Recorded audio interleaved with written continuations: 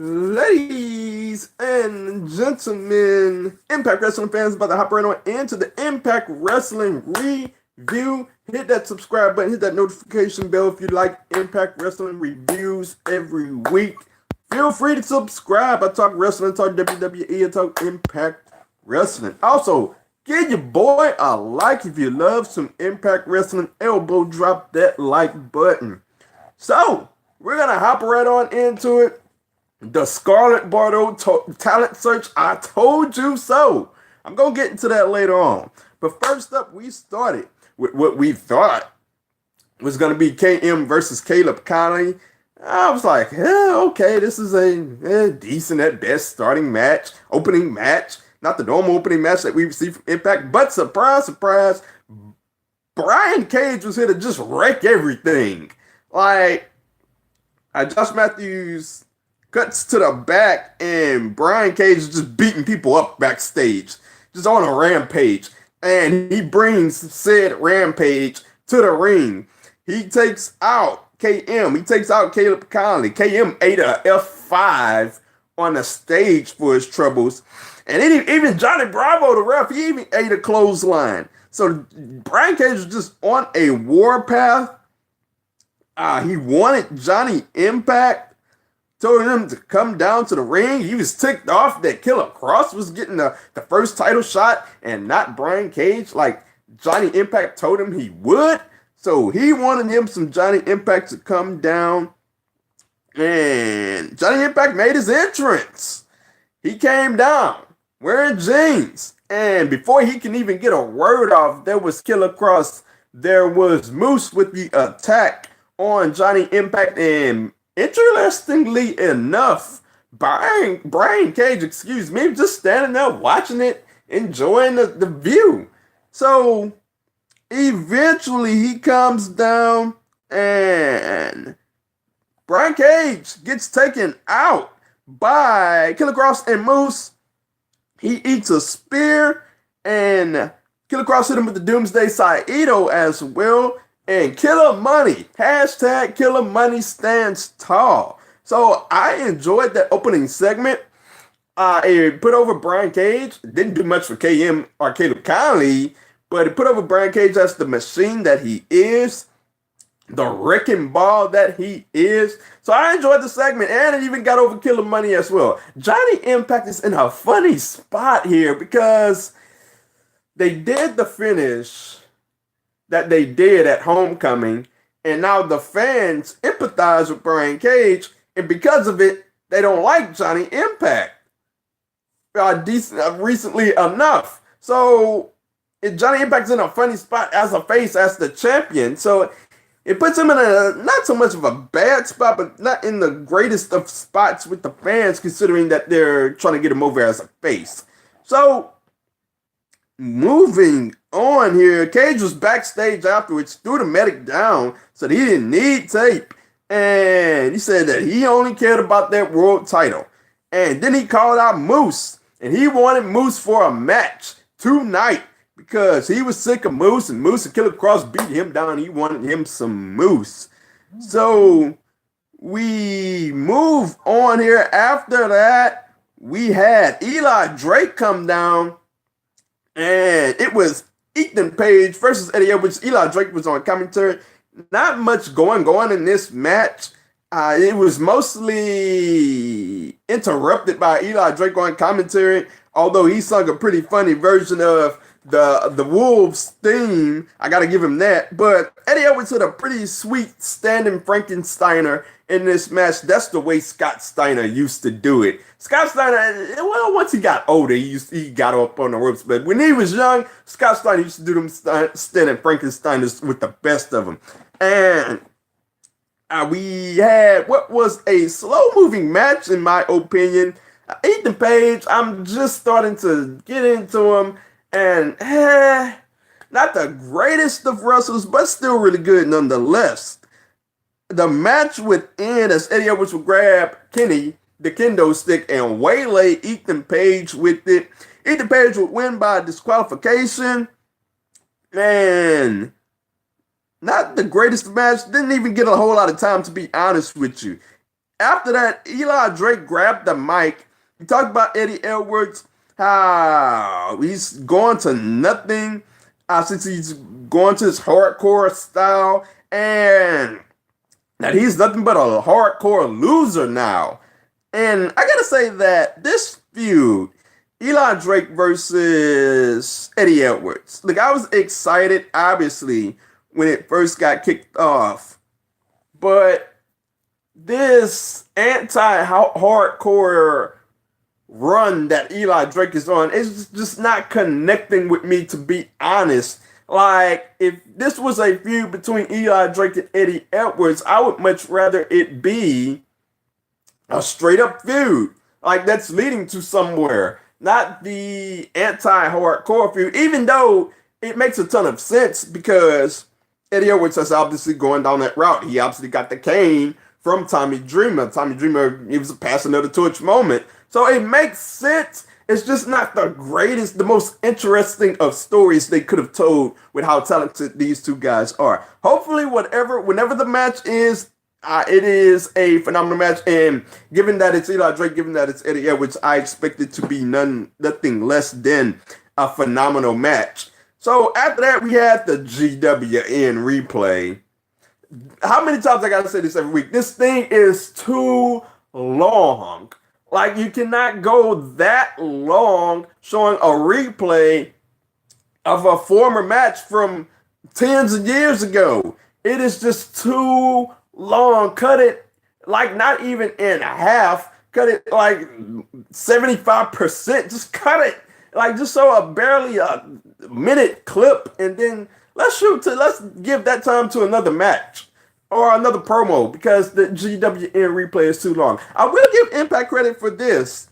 They listened to the people. Now, this didn't bother me as much, but last week they had Twitch. They had the commercials filled with old TNA moments, and a lot of people didn't like that. That didn't bother me a whole lot because it was for the commercial break, but they fixed it this week. They listened to the fans. They had Josh Matthews in the live chat, and they have several superstars commenting in the live chat. So, A-OK, 100% Impact. Great job with that. I enjoyed that. The Twitch experience is fabulous. They keep knocking it out of the park. Home run after home run with the Twitch experience. Great job, Impact. So after that, we had OVE with the promo, with the camcorder promo, and it was well done. They talked, Sammy Callahan talked about Rich Swann, how he wanted Rich Swann to come home. That story still continues. He also had the mini draw, Jake Chris behind him, mocking him with every word, to which that is something I find pretty darn funny. And he also built up LAX versus OVE later in the night, talking about how the rivalry was renewed and how they would get it on again. Well done promo from OVE. All of those promos are well done. So I enjoyed that. After that, we had the Rascals in another That 70s Show circle promo, and these things can be hit or miss from time to time. This one was closer to hit than miss. I enjoyed the fact that they were just sitting around and like we're in the 70 seconds promo, and like I said, it could be hit or miss from time to time. And Zachary Wentz was pretty good. We got to address the fact that Zachary Wentz is pretty much EC3's twin, for goodness sakes. And I thought it was a well done promo, funny at best. And look, I'm starting to enjoy the Rascals very much. I'm starting to enjoy, obviously, you know how much I love Desmond Xavier. So you guys know that very well. And the 70s promos, it really brings out their personalities. So I enjoy those things a lot. Excuse me. So afterwards, after that, we had Dark Alley. That's what we had. Dark Alley versus Jordan Grace. This match did not get a lot of time, only a couple of minutes. I was really looking forward to this match, to be quite honest. So I was kind of upset that it didn't really get a lot of time.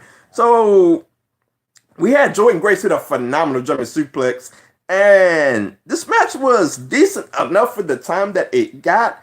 Didn't have a whole lot going for it, but the finishing maneuver from Jordan Grace, kind of a version of a Pentagon driver, as Josh Matthews mentioned, she picked up the victory with that. I just want to say that if she's going to use that going forward, the name dropper, I like to give these names to Impact personalities: Tessa Blanchard, The Walking Mean Streak, Killer Money. So I got another name. That should be called the Fall from Grace. Her finishing maneuver, that version of the Pentagon driver that she used on Allie, it should be called the Fall from Grace. Hopefully somebody uses one of these nicknames one day. I'll start putting them on a t-shirt.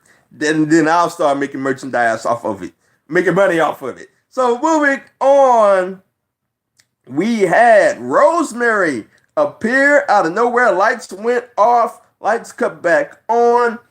It was Rosemary and not Su Yung in the ring. She had her hand out to Dark Allie. Dark Allie stood there for a minute and then was creeped out and jumped out of the ring. I gotta say that I think they really need to get on with this storyline, because everybody's excited about Rosemary coming back, right? Everybody's excited. This thing is leading to Dark Allie versus Rosemary. I think we know the story. The story has been well established. I think they need to get right into it. Let's get to this Dark Allie match. Maybe it's leading up to the next pay-per-view.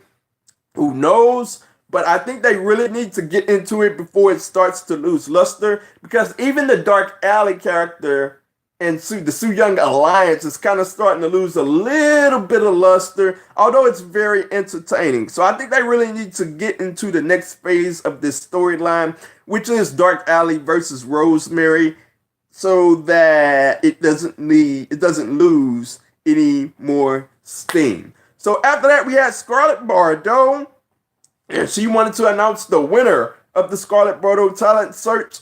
And of course, like I've been saying for months now, I hope this leads to Scarlett Bordeaux picking herself, saying that she is the most talented. Of course, she's the most talented. And then last week, I said, I hope it leads to her picking herself and it leads to her debut in the ring. So this week, not as a shock to me, Scarlett Bordeaux picks herself and she says that this will lead to her in-ring debut. So this is fabulous news to me. This was the only result that made sense out of all of this talent search, and I'm glad that Impact Wrestling went down the route that they did.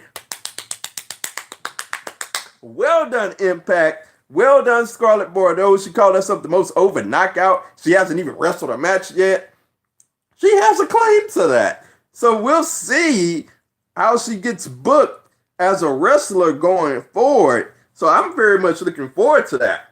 So after that, we had Moose versus Brian Cage.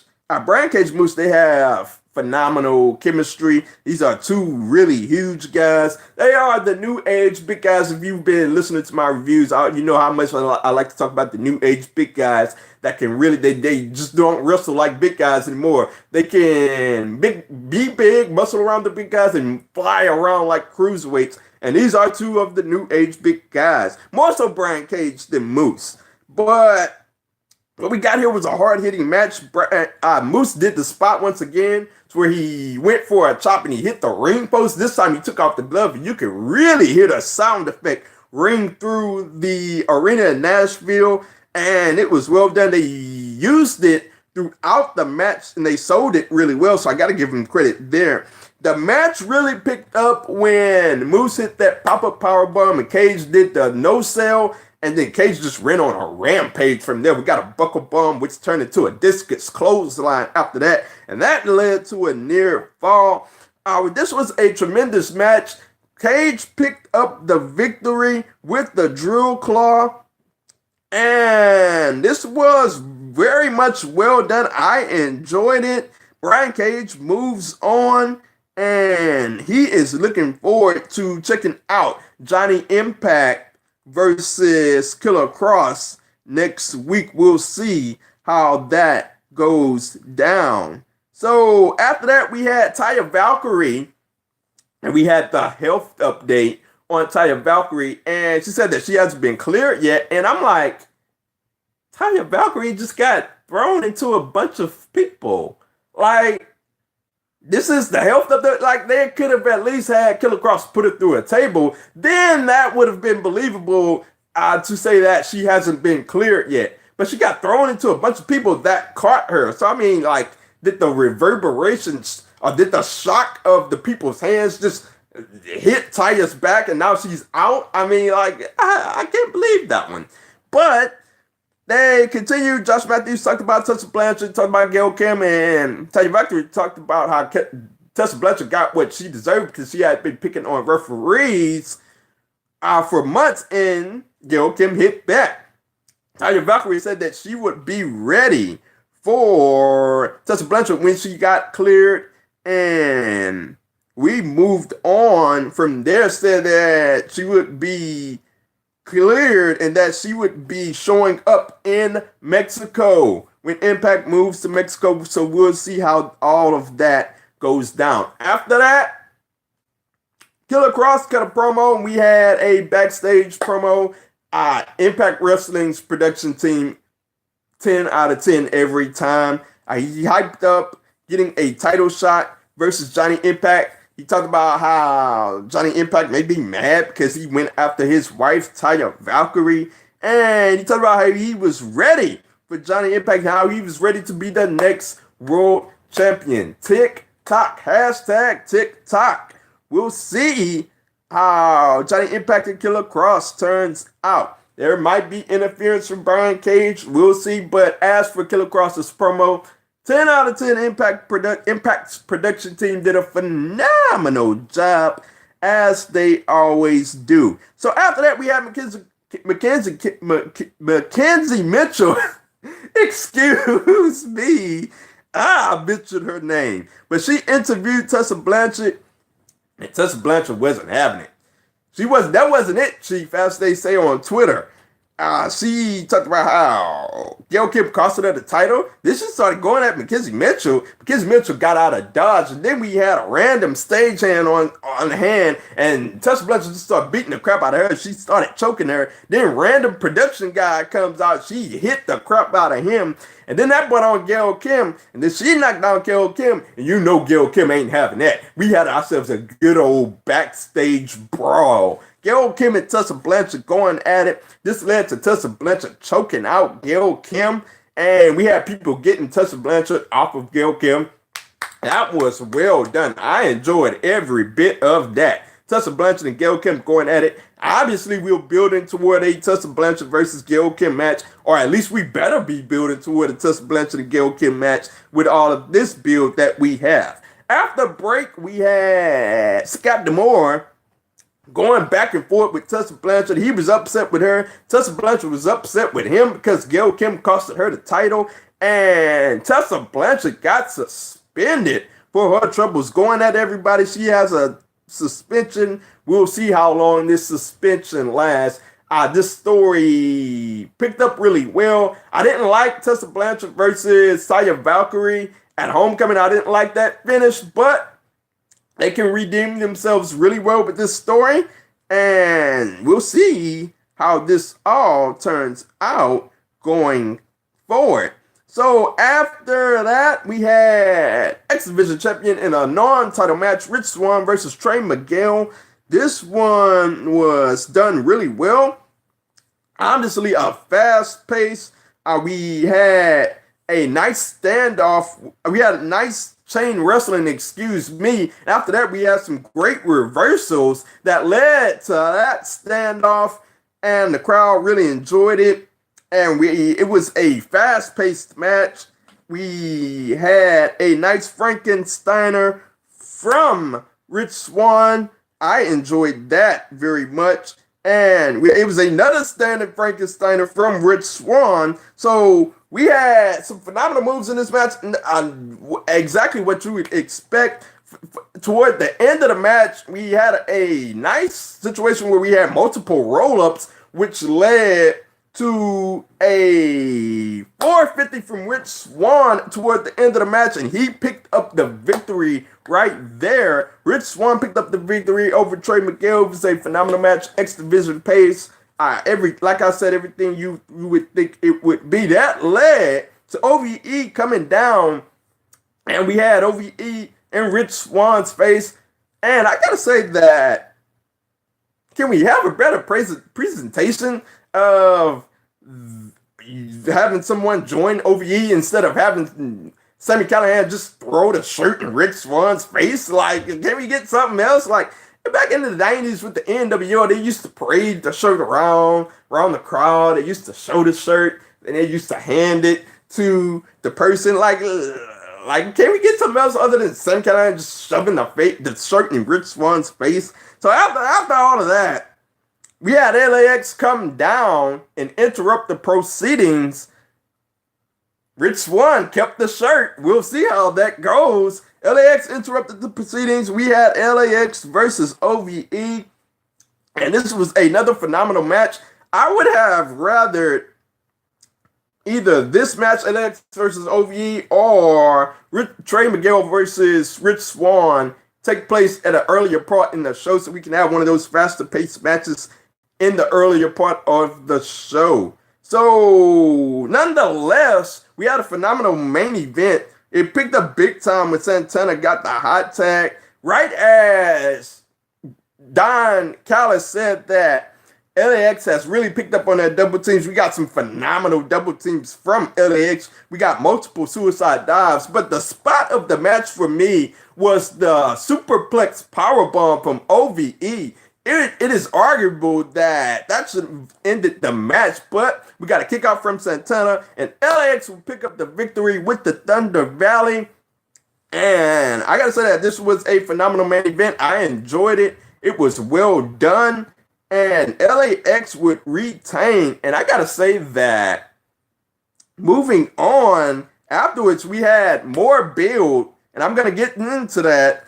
We had the Lucha Brothers backstage. We had some handshaking, and we had some nice pleasantries going on until Ortiz said, if you want another behind whipping, you can come back for more. Just let us know. That sent Conan into a frenzy. He said, what are you doing? As we faded to black to end Impact. So, I gotta say that there is no reason to take the titles off of LAX right now. They are red hot, and we're going to go into this feud with the Lucha Brothers. Now, I got to say, as we head into Mexico, will they take the titles and put them on the Lucha Brothers in Mexico? That is very much possible, and there's no reason as far as LAX to take the titles off of them.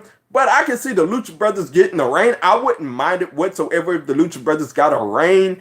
We'll see how it goes. I think the next match should be a best of 5. That's just my opinion. The Motor City Machine Guns and Beer Money had a phenomenal best of 5 for TNA. And I think the Lucha Brothers and LAX could very much top that. We'll see what the match is going for. So let me know your thoughts down below. YouTube comments, whether that be in the YouTube comments or on Twitter at OMGCoreyB or at 2SweetsPod. Let me know your thoughts on Impact Wrestling, the most recent episode, and what you expect as we head into the tapings for Mexico.